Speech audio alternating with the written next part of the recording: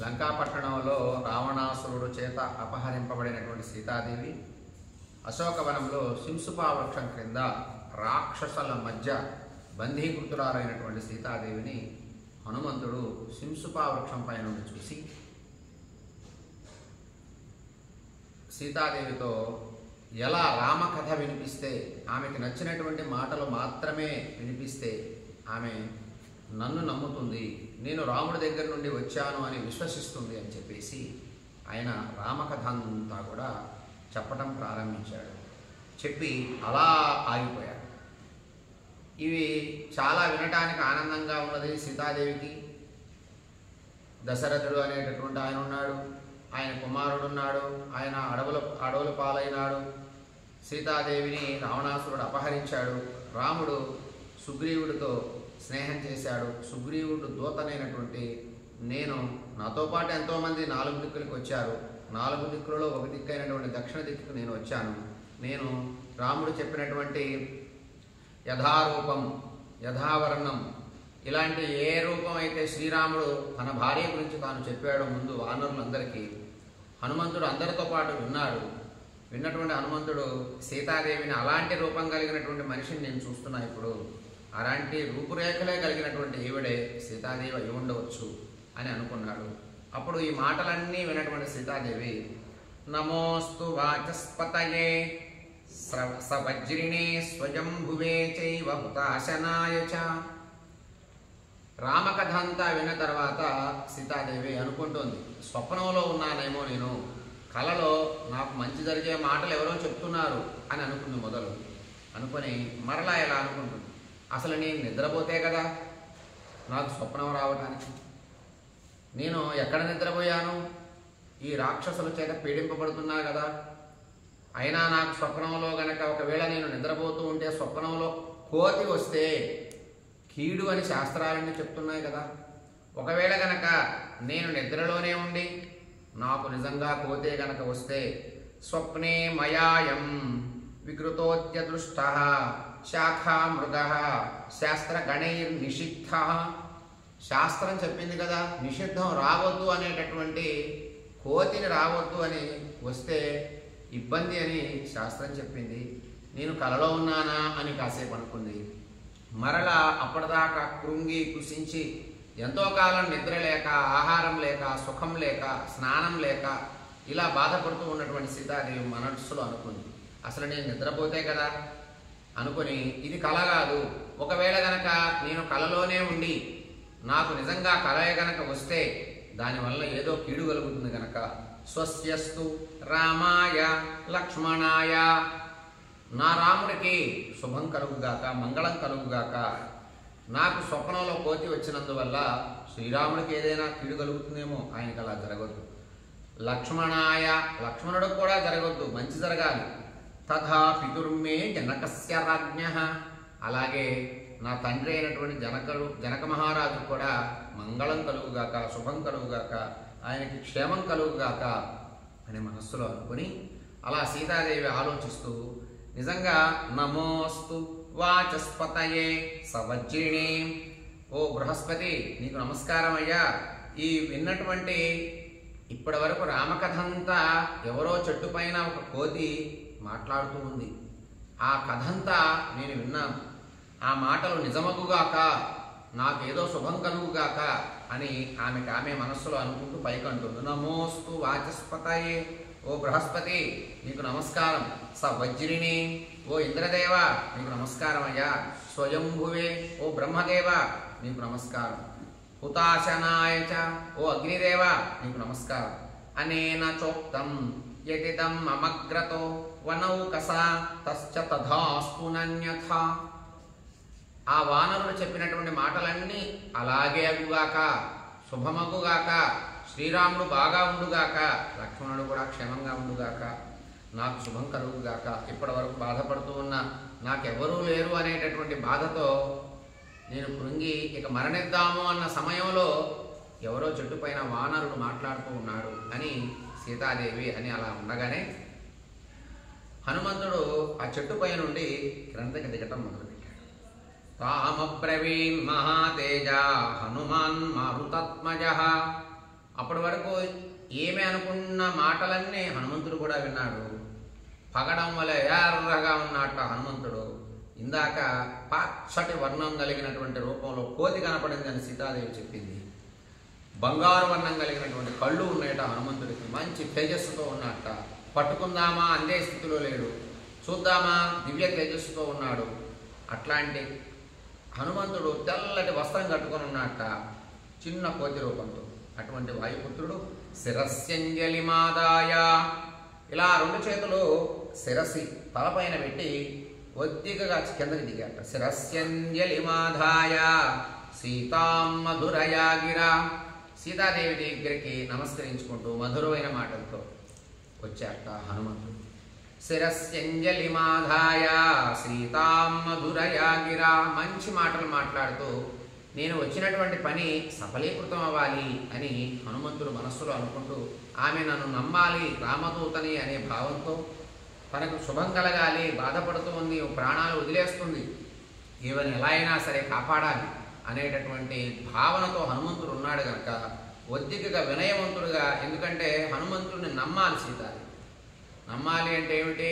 రావణాసురుడు మాయలు చాలా ఉన్నాయి, ఆ మాయలు ఏమైనానేమో అని నన్ను కూడా నమ్మదేమో అని చెప్పేసి శిరస్యంజలి మాదాయ రెండు చేతులు పెట్టి వినయంగా దిగాట కిందకి.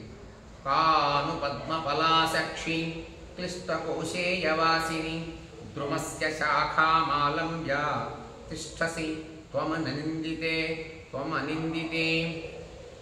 ఓ పద్మపత్రాలు కలిగినటువంటి నేత్రాలు కలిగినటువంటి సీతాదేవి, గొప్ప కళ్ళు ఉన్నాయిట సీతాదేవికి హనుమంతుడు చెప్తున్నారు. పట్టుబట్టలు ధరించి ఉంది ఆవిడ. ఏ దోషము లేనటువంటి సీతాదేవిని స్పష్టంగా చూశాడు దగ్గరగా. చూసి కిందకి దిగి, నువ్వెవరు అమ్మా, ఇంత గొప్ప రూపంతో ఉన్నావు? మా శ్రీరాముడు చెప్పినటువంటి రూపమే నీ దగ్గర ఉంది, శ్రీరాముడు చెప్పినటువంటి వర్ణము నీ దగ్గర ఉంది, శ్రీరాముడు చెప్పినటువంటి వస్త్రాలు ధరించున్నావు. ఒకవేళ ఏమైనా నువ్వు రాముడి పత్నివా అన్నట్లుగా, కిమర్థం తవ నేత్రాభ్యాం, ఎందుకమ్మా నీ కళ్ళ నుండి నీళ్లు గారుతున్నాయి, వారి స్రవతి శోకజం, బాధతో శోకంతో ఏడుస్తున్నావు ఎందుకు నువ్వు? ఇంత అందమైనటువంటి రూపం కలిగినటువంటి దానివి కదా నువ్వు. పుండరీక పలాశాభ్యాం విప్రకీర్ణ వివోదకం, ఇంత బాధపడుతున్నావేంటి? ఇంత అందమైన నేత్రాలు కలిగినటువంటి సౌందర్యవతులు కదా నువ్వు, ఏం కష్టం వచ్చిందమ్మా నీకు అని హనుమంతుడు ఆ చెట్టుపై నుంచి క్రిందకి దిగి వినయంగా రెండు చేతులు పైన పెట్టి, నీకు ఇబ్బంది లేకపోతే చెప్పమ్మా అన్నట్లుగా వినయాన్ని ప్రకటిస్తూ ఉన్నట్ట.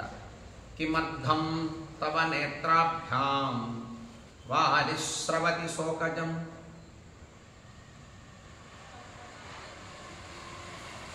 పుండరీక పలాశాభ్యాం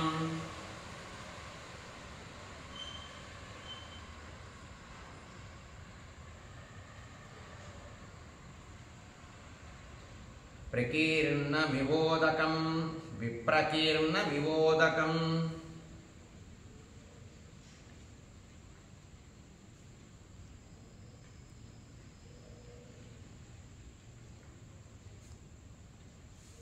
రెండు తామర రేకులు వంటి కళ్ళు కలిగినటువంటి దానివి.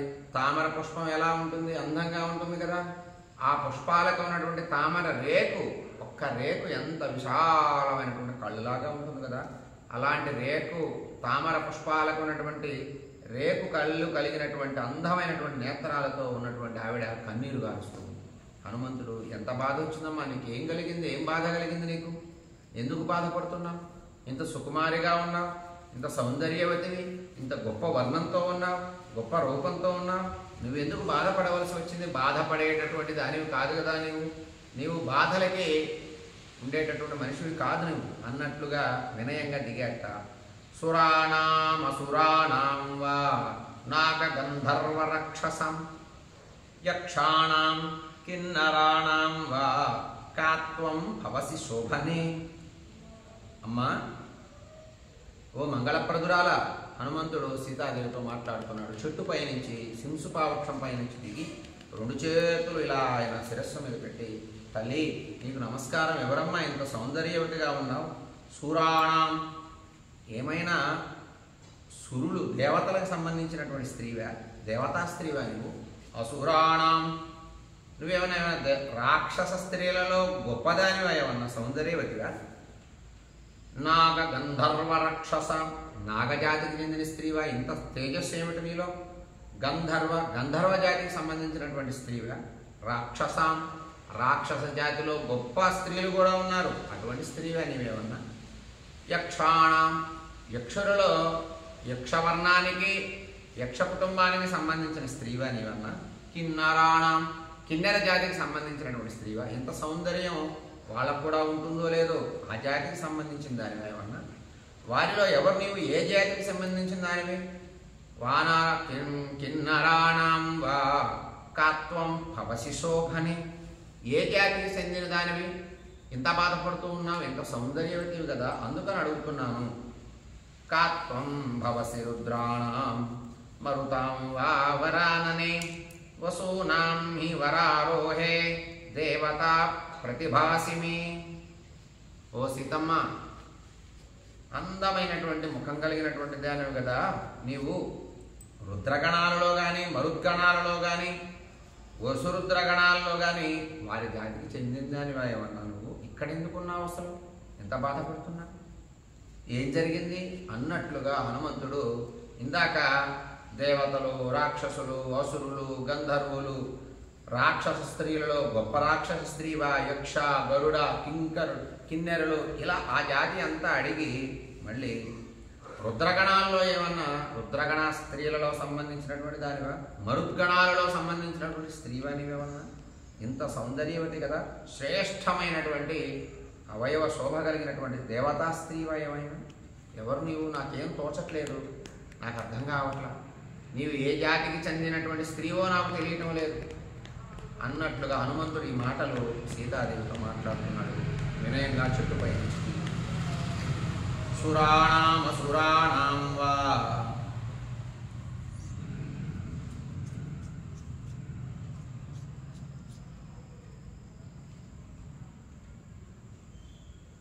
నాగగంధర్వ రాక్షసాం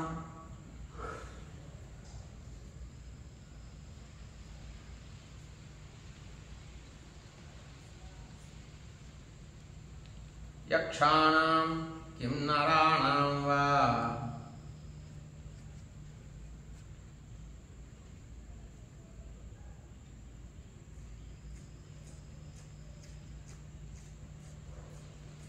కాత్వం భవసి శోభనే.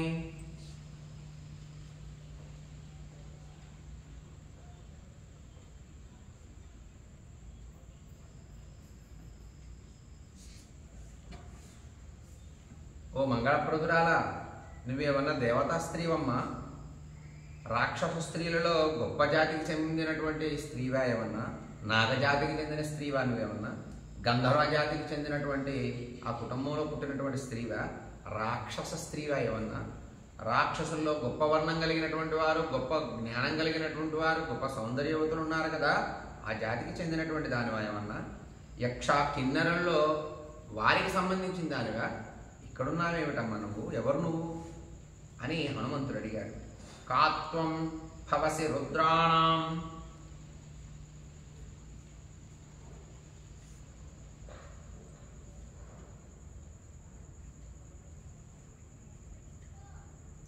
మరుతాం వా వరాననే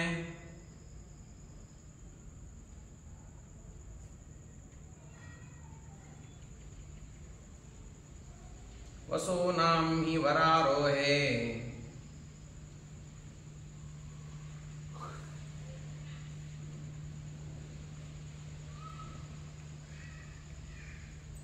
దేవతా ప్రతిభాసిమే.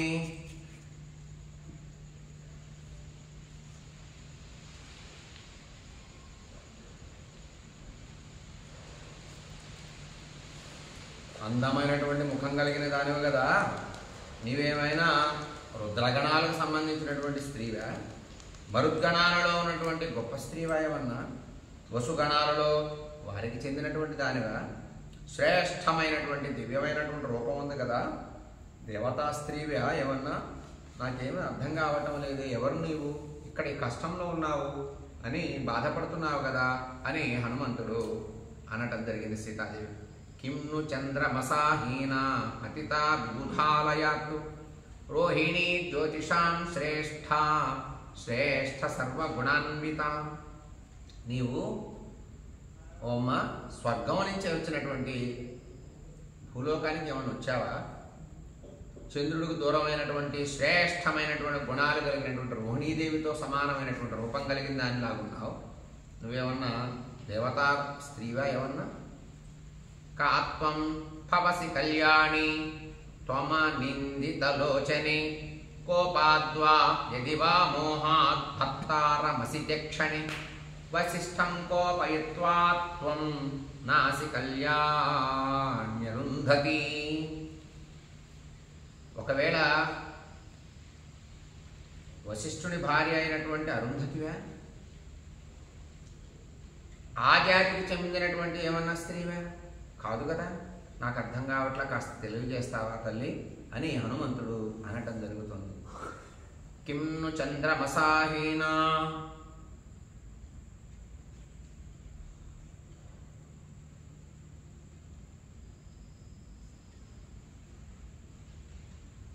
పతితా విబుధాలయాత్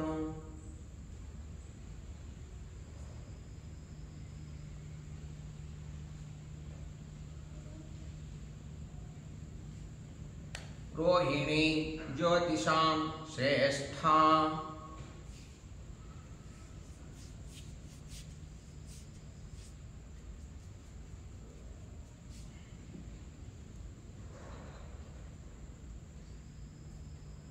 శ్రేష్ఠ సర్వగుణాన్విత.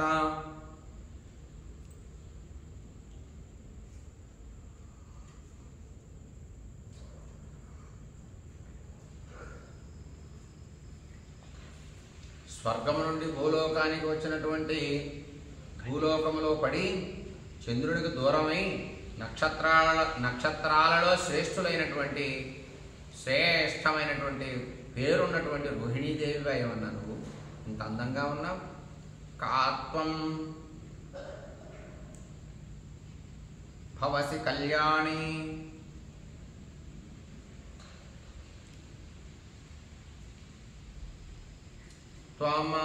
త్వమనిందితలోచనే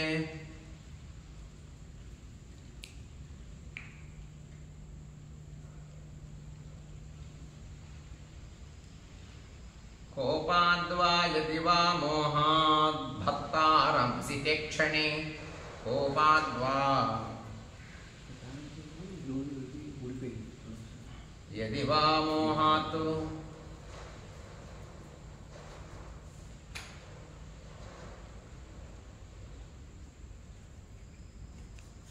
భక్తారమసి క్షణ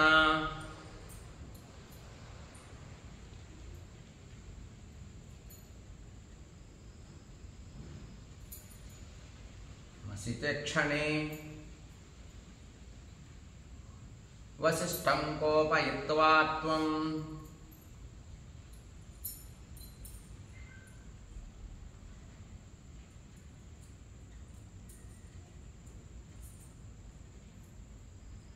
నాసి కళ్యాణ్యరుంధతి.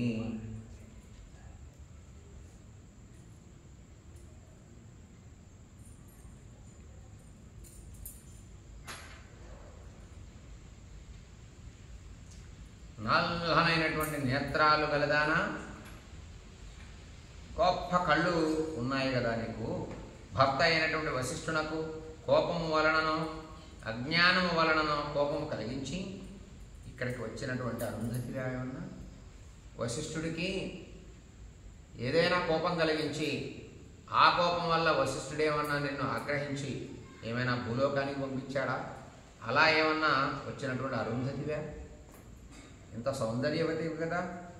కోను పుత్ర పితా భ్రాత భర్తా వాతే సుమధ్యమే అస్మాల్లోకాదమం లోకం గతం త్వమనుశోచసి.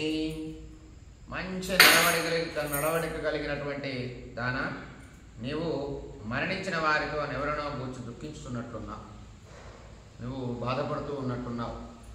ప్రాణాలు పోయినాయి, ఎవరో ఇంట్లో ప్రాణాలు వదిలేస్తే దుఃఖించినట్లున్నావు, దుఃఖిస్తున్నావు, బాధపడుతున్నావు. ఎవరు చనిపోయారు? ఎవరైనా మరణించారా? నీ పుత్రుడా, లేక నీ తండ్రా, నీ సోదరుడా, నీ భర్త? ఎవరు మరణించారు? ఎందుకు ఇంత బాధపడుతున్నావు? నీ కుటుంబంలో ఏం కష్టం వచ్చింది? పుత్ర పిత భ్రాత భర్త వాతే సుమధ్యమే. నీ పుత్రులు ఏమన్నా పోయారా? పిత నీ తండ్రి ఏమన్నా పోయాడా? భర్త నీ భర్త ఏమన్నా కాలం చేశాడా? సుమధ్యమే, నీతో పాటు ఉన్నటువంటి వాళ్ళు ఎవరైనా ప్రాణాలు వదిలేరా? వాళ్ళు దూరమైనందుకు బాధపడుతున్నావా? అస్మాన్ లోకాదముం లోకం గతం త్వమను శోచసి. ఎందుకమ్మా ఎంత బాధపడుతున్నావు అని హనుమంతుడు సీతాదేవిని అడిగాడు. కోను పుత్ర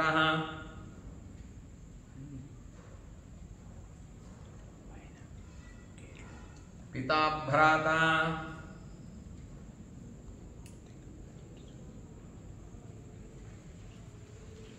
భక్తా వా భక్తా వాతే సుమధ్యమే.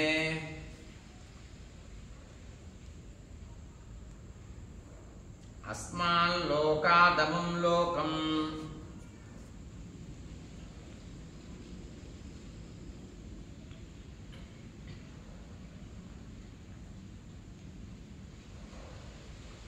గతం త్వమను శోచసి.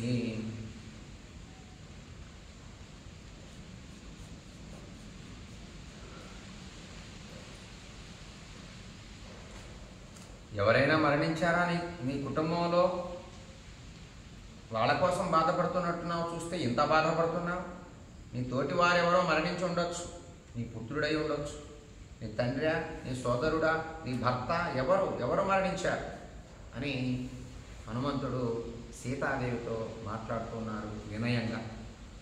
రోదనా గతి నిశ్వాస భూమి సంస్పర్శనాదపి నత్వాం దేవీమహం మన్యే రాజ్ఞః సంజ్ఞావధారణాత్తు. నీవు బాధపడుతున్నావు కదా, ఎక్కువ నిట్టూర్పులు విరుస్తున్నావు కదా, విసుక్కుంటున్నావు, అసౌకర్యంగా ఉన్నావు, సంతోషంగా లేవు, బాధపడుతున్నావు, భూమిని తాకుతున్నావు, భూమి వైపే చూస్తున్నావు. ఇన్ని చూస్తున్నావు, ఇన్ని చేస్తున్నావు కదా, నీలో రాజలక్షణాలు కనబడుతున్నాయి, గొప్ప రాణి లక్షణాలు, రాజలక్షణాలు. వీటిని బట్టి చూస్తే నీవేవో దేవతా స్త్రీ కావని నాకు అనిపిస్తుంది. రాజలక్షణాలు కనబడుతున్నాయి, గొప్ప సౌందర్యవతిలాగా ఉన్నావు. దీన్ని బట్టి ఆలోచిస్తే నీవు దేవ, గరుడ, గంధర్వ, యక్ష, కిన్నెర, కింపురుష, నాగజాతి, రాక్షస జాతి, రుద్రగణాలు, దేవతాగణాలు, ఈ జాతికి సంబంధించినటువంటి స్త్రీవి కావు. రాజలక్షణాలతో ఉన్నావంటే నీవు ఖచ్చితంగా ఏ రాజ్యానికి సంబంధించినటువంటి మనిషివు అయి ఉండాలి అని హనుమంతుడు నిర్ధారణ చేసుకున్నాడు. రోదన దతి నిశ్వాస.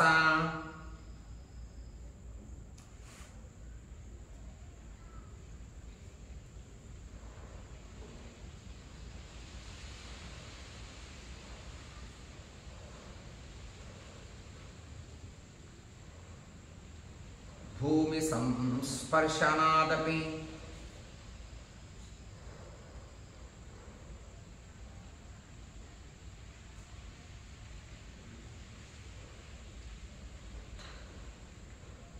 నత్వాం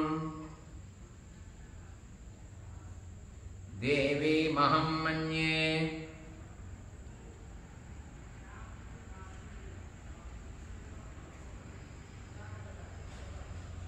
రాజ్ఞః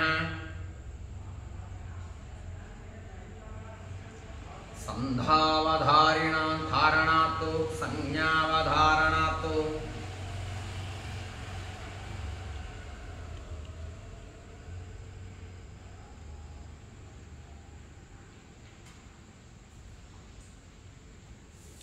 నీలో దేవతా స్త్రీ లక్షణాలు ఏవి లేవమ్మా, నీవేవో రాజలక్షణాలు కనబడుతున్నాయి నీలో అని హనుమంతుడు అన్నాడు. వ్యంజనాని చ తే యాని లక్షణాని చ లక్షయే మహిషీ భూమిపాలస్య రాజకన్యా చ మే మత. నీ రూపము, నీ యొక్క శరీర లక్షణాలు, ఆ యొక్క గుర్తులు సాముద్రిక శాస్త్రాన్ని బట్టి కనుక చూస్తే, అంగశాస్త్రము, ముఖము చూసి చెప్పుట, సాముద్రిక శాస్త్రాన్ని ఇవన్నీ మనకు గమనిస్తే నీవు తప్పనిసరిగా చక్రవర్తి భార్య, క్షత్రియ వనితవై ఉండాలి. చక్రవర్తికి భార్యవై ఉండాలి, క్షత్రియ కన్యవై ఉండాలి, క్షత్రియ జాతి స్త్రీవై ఉండాలి. అలాంటి రూపు రేఖలు నీలో కనపడుతున్నాయి నాకు. వ్యంజనాని చ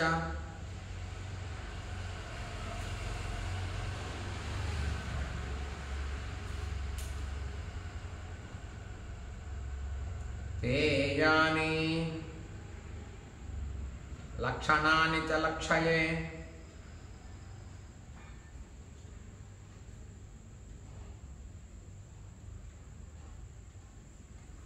మహిషీ భూమిపాలస్య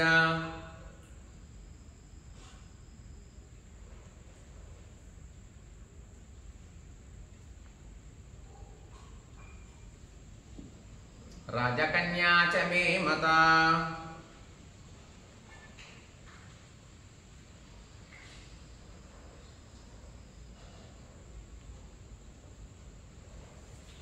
నీలో రాజకన్యా లక్షణాలు కనబడుతున్నాయి. నీవు తప్పనిసరిగా చక్రవర్తి భార్యవే అయి ఉండొచ్చు అని హనుమంతుడు అనటం జరిగింది సీతాదేవి.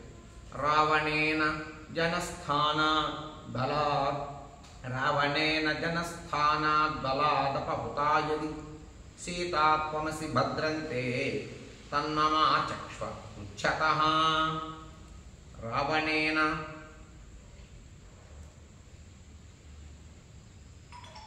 జనస్థాన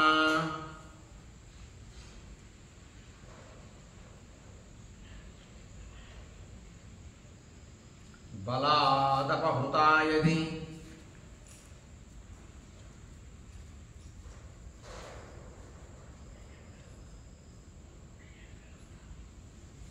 సీతా త్వమసి భద్రంతే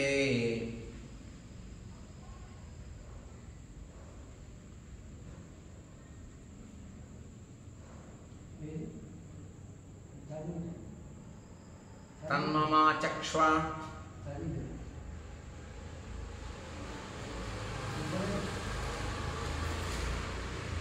ఉచ్యతః.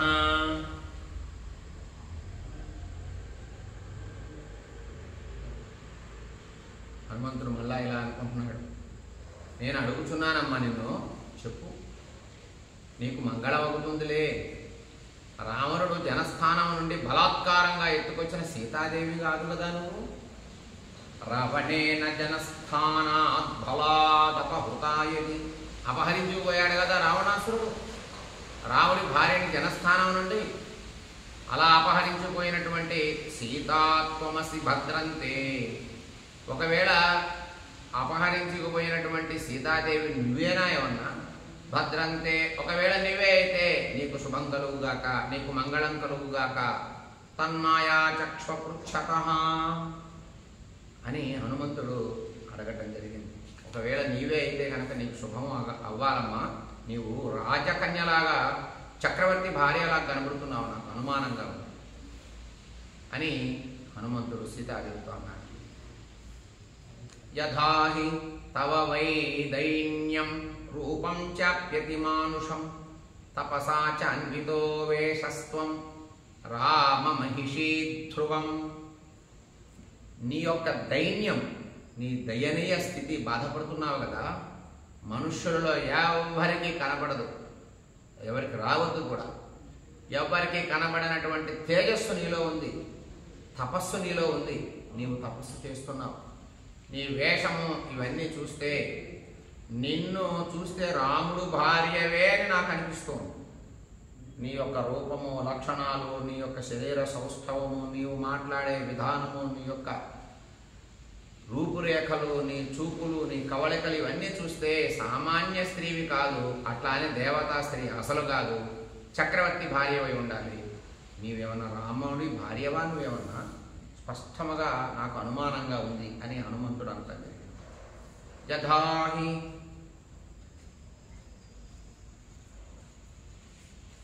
తవ వైదైన్యం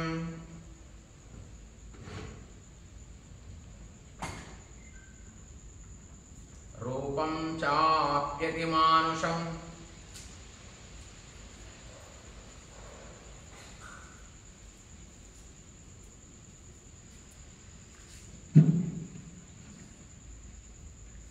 తపసా చాన్వితో వేషస్త్వం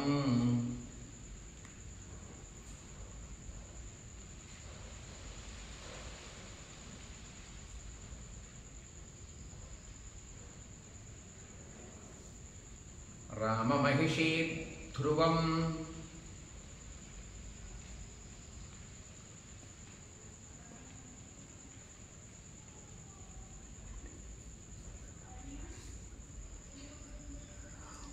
ఈ దైన్యం ఎవ్వరి యందు కూడా కనబడని సౌందర్యం. ఈ దైన్యము, ఈ యొక్క బాధ ఎవ్వరిలో కనబడదు. అసలు అంత బాధ భరిస్తున్నావు. ఎవ్వరి యందు లేనటువంటి సౌందర్యం కూడా నీలో ఉంది. ఎవరి యందు లేని తపస్సు నీలో ఉంది. ఇవన్నీ గమనిస్తే రాముడు భార్యవని నాకు అనుమానం. సా తస్య వచనం శ్రుత్వా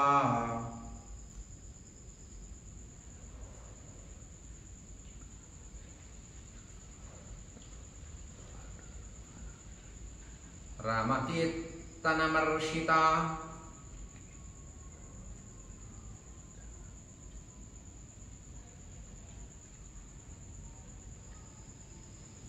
ఉవాచ వాక్యం వైదేహీ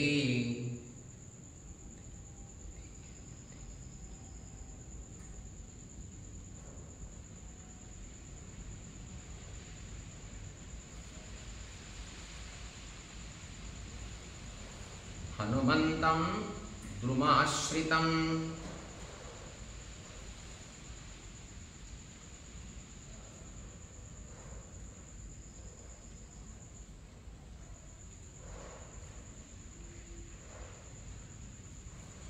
హనుమంతుడు ఇలా మాట్లాడటం అంతా కూడా సీతాదేవి ఉన్నది.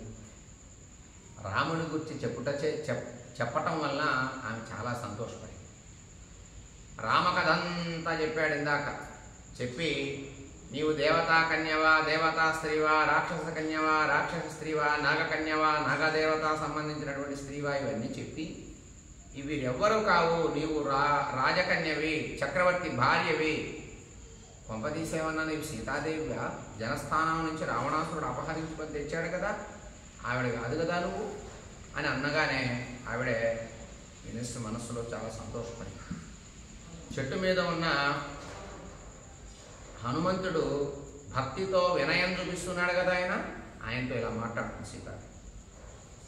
పృథివ్యాం రాజసింహానాం ముఖ్యస్య విదితత్మనః స్నుషా దశరథస్యాహం శత్రు సైన్య ప్రతాపినః. సీతాదేవి చెప్తోంది, నేను ఎవరైనా అడుగుతున్నావు కదయ్యా, నేను భూమండలంలోని రాజులందరికంటే గొప్పవాడైనటువంటి, ప్రసిద్ధుడైనటువంటి, బుద్ధి గలవాడైనటువంటి సైన్యం, శత్రువులను జయించే సైన్యం కలిగినటువంటి ఎవరైతే వాడున్నాడో గొప్ప చక్రవర్తి, అటువంటి దశరథ మహారాజు కోడల్ని నేను అని సీతాదేవి చెప్పింది. పృథివ్యాం రాజసింహానాం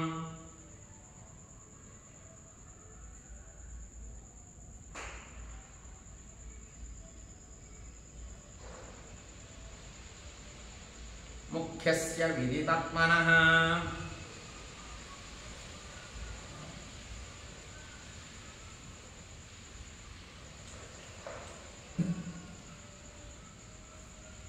స్నుషా దశరథస్యాహం, నేను దశరథ మహారాజు కోడలనయ్యా. నేను మా మామగారు పెద్ద రాజు, గొప్ప చక్రవర్తి. ఆయన శత్రు సైన్యాల్ని జయించేటటువంటి సైన్యం ఆయన దగ్గర ఉంది. అంత పెద్ద రాజు మా మామగారు. అటువంటి ఆయన కోడలు నేను అని చెప్పింది సీతాదేవి. స్నుషా దశరథస్యాహం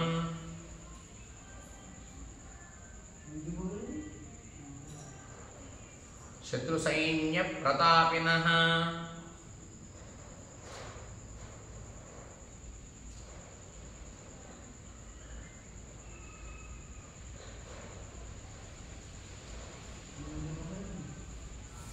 దుహితా జనకస్యాహం వైదేహస్య మహాత్మనః సీతేతి నామ్నాహం భార్యా రామస్య ధీమతః. ఏమయ్యా వానరుడా, ఇప్పుడు దాకా నన్ను అడిగావు కదా, నువ్వెవరు? దేవతా స్త్రీవి కాదు కదా, మానవ స్త్రీ వలె ఉన్నావు, చక్రవర్తి భార్యలాగా ఉన్నావు, సీతాదేవి కాదేమో కాదా అన్నట్లుగా నన్ను అడిగావు కదా.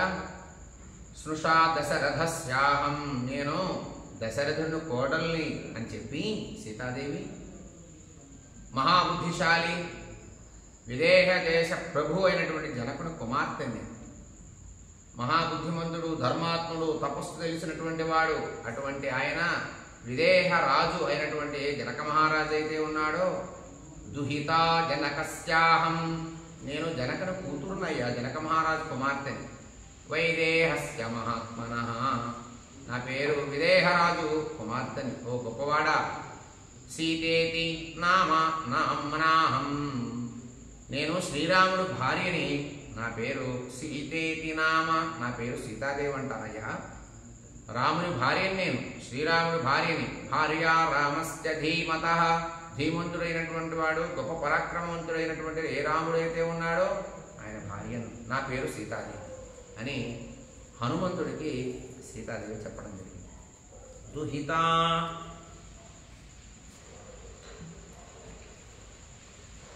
జనకస్యాహం,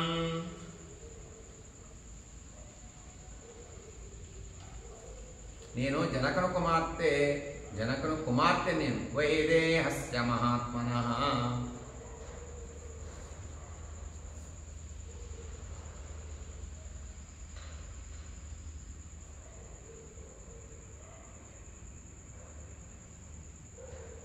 సీతేతి నామ,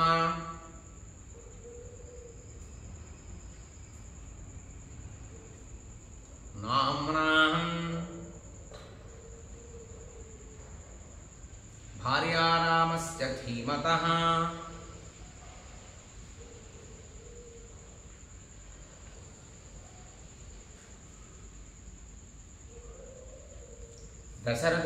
దశరథ మహారాజు కోడల్ని చెప్పుకొని సీతాదేవి వెంటనే దుహితా జనకస్యాహం, నేను జనక మహారాజు కూతుర్నయ్యా, కుమార్తెని నేను అని.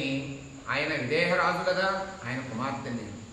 సీతేతి నామ్నాహం, నా పేరు సీతాదేవి అంటారు. నేను ఎవరి భార్యని? రామస్య ధీమ భార్య రామస్య ధీమతః, బుద్ధిమంతుడు ధీమంతుడైనటువంటి శ్రీరాముడు భార్య అని అన్నది. సమాద్వాదశ తత్రాహం,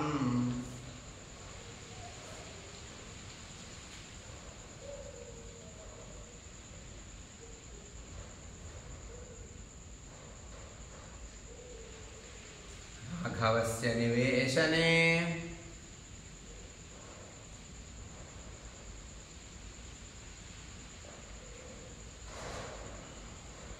భుంజానామానుషాన్ భోగాన్ సర్వకామ సముద్ధిని, నేను శ్రీరాముడు భార్యని. నేను రాముని ఇంటిలో మనుష్యులకు లభించుటకు వీరున్న సకల భోగములను అనుభవించుతూ, శ్రీరాముడితో పాటు శ్రీరాముని కుటుంబంలో శ్రీరాముని వంశములో అన్ని భోగాలు అనుభవిస్తూ, సమస్తమైనటువంటి భోగాలను అనుభవిస్తూ సమృద్ధితో 12 సంవత్సరాలు కలిసి ఉన్నానయ్యా నేను రాముడితో అని సీతాదేవి చెప్తోంది.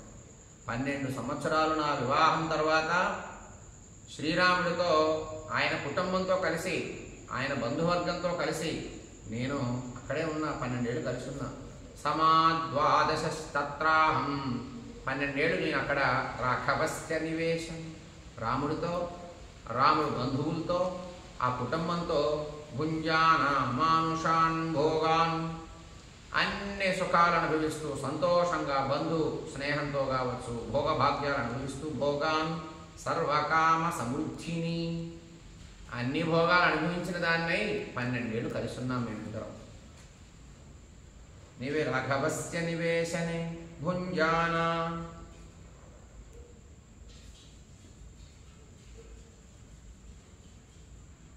మానుషాన్ భోగాన్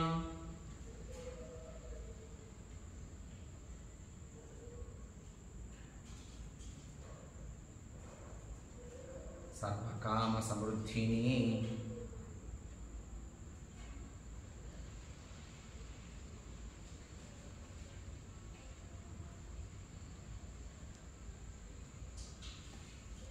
పన్నెండేళ్లు నేను శ్రీరాముడితో కలుసున్నానయ్యా, నేను శ్రీరాముడు భార్యని అని సీతాదేవి స్పష్టంగా చెప్పింది. తత్ర త్రయోదశే వర్షే రాజ్యే నేక్ష్వాకునందనం అభిషేచయితుం రాజా సోపాధ్యాయ ప్రచక్రమే. 12 ఏళ్ళు గడిచిన తర్వాత, ఓ వానరుడా, నువ్వు అడిగావు కనుక చెప్తున్నా.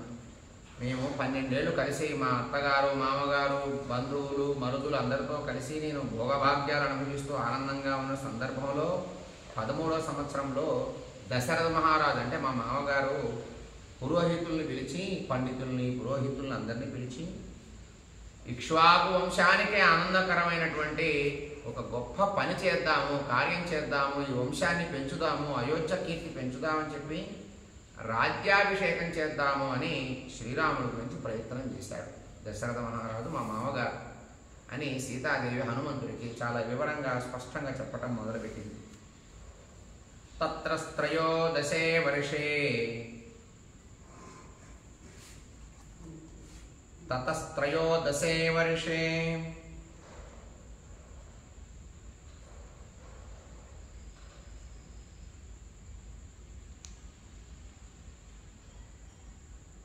రాజ్యేనేక్ష్వాకునందనం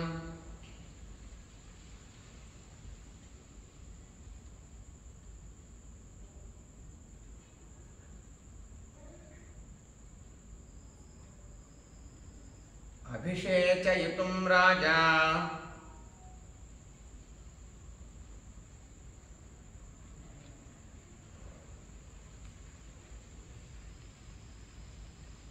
సోపాధ్యాయః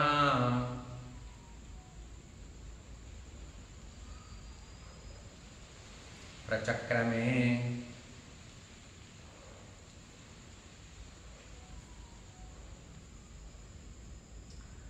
మా మామగారు ఇక్ష్వాకు వంశానికి ఆనందమైనటువంటి పని చేద్దాము అని చెప్పి రామునికి రాజ్యాభిషేకం చేద్దామని సంకల్పించాడు. పండితులందరినీ పిలిచి ప్రయత్నం చేశాడు. తస్మిన్ సంభ్రియమానేతో రాఘవస్యాభిషేచనే కైకేయీ నామ భర్తారం దేవీ వచనమబ్రవీత్. తస్మిన్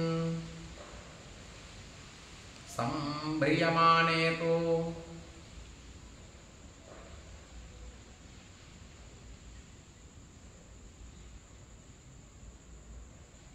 రాఘవస్యాభిషేచనే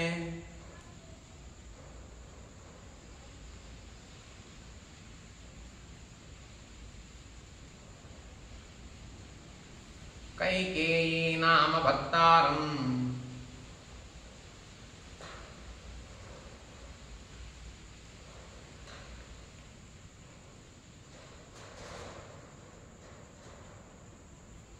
దేవీ వచనమబ్రవీత్.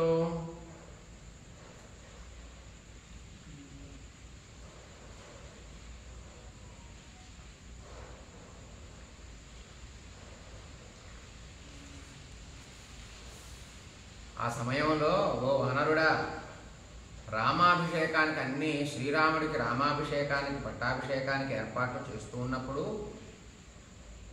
కైకేయి అనేటటువంటి రాణి దశరథుడికి భార్యలలో ఒక ఆమె దశరథుడితో ఇట్లా మాట్లాడి, దశరథ మహారాజుకు 3 భార్యలు ఉన్నారయ్యా, ఆ భార్యలలో ఒకటైనటువంటి కైకేయి దశరథ మహారాజుతో ఇలా మాట్లాడి, న పిబేయం న ఖాదేయం ప్రత్యహం మమ భోజనం ఏష మే జీవితస్యాంతో రామో యద్యభిషిచ్యతే.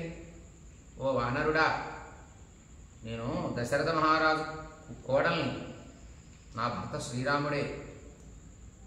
దశరథ మహారాజు మేము 12 సంవత్సరాలు శ్రీరాముడితో నాకు వివాహమైన తర్వాత అయోధ్యలో ఉన్న తర్వాత 13వ సంవత్సరం శ్రీరాముడికి పట్టాభిషేకం చేద్దాము, రాజ్య పట్టాభిషేకం చేద్దామని ప్రారంభిస్తే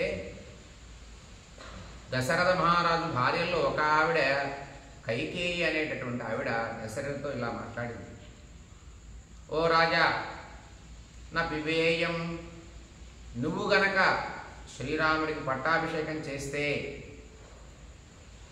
ఇప్పటి నుంచి మొదలు, ఈ క్షణం నుంచి మొదలు నేను నా పిబేయం, నీ నీళ్లు తాగనయ్యా, నా ఖాదేయం, నేను ఆహారం తినను. నువ్వు గనక పట్టాభిషేకం చేస్తానని మాట చెప్పావు కదా, అది గనక నిజమై నువ్వు చేస్తే ఇప్పటి నుంచే, ఈ క్షణం నుంచే నేను ఈ పని చేస్తా. నా పిబేయం, నేను తాగను.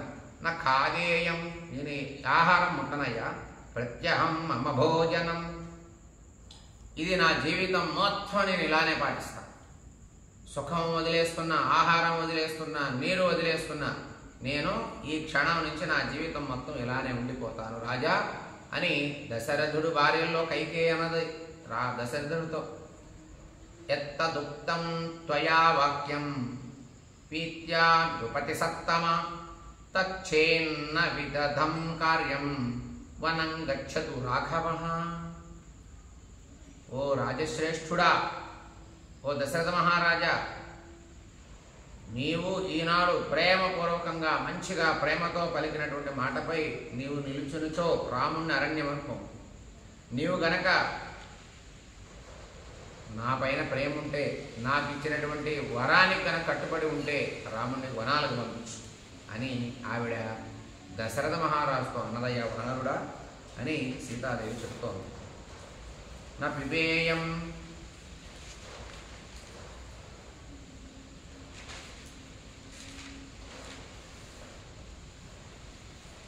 నా ఖాదేయం,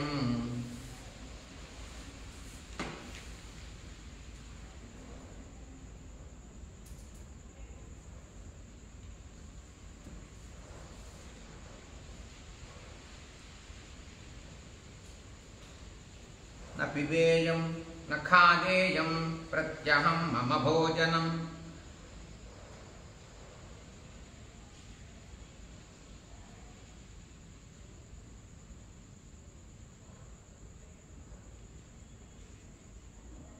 ఏష మే జీవితస్యాంతో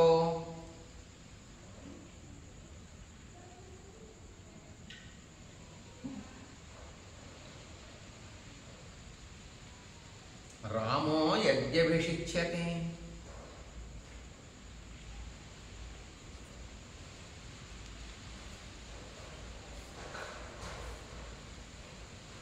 ఓ దశరథ మహారాజా, నీవు గనక ఇప్పుడు ఇందాక చెప్పొచ్చావు కదా రాజ్యసభలో రాముణ్ణి పట్టాభిషేకం చేస్తున్నానని, అది గనక నీవు అమలు పరిస్తే నేను ఈ క్షణం నుంచే నా పిబేయం న ఖాదేయం ప్రత్యహం మమ భోజనం, జీవితాంతం నేను ఆహారము నిద్ర నీరు ఏమీ తీసుకోకుండా ఇలానే ఉంది, నా జీవితం మొత్తం ఇలానే వదిలేస్తా అన్నట్టుగా ఆవిడ అన్నదయ్యా అని సీతాదేవి చెప్పింది. తదుక్తం త్వయా వాక్యం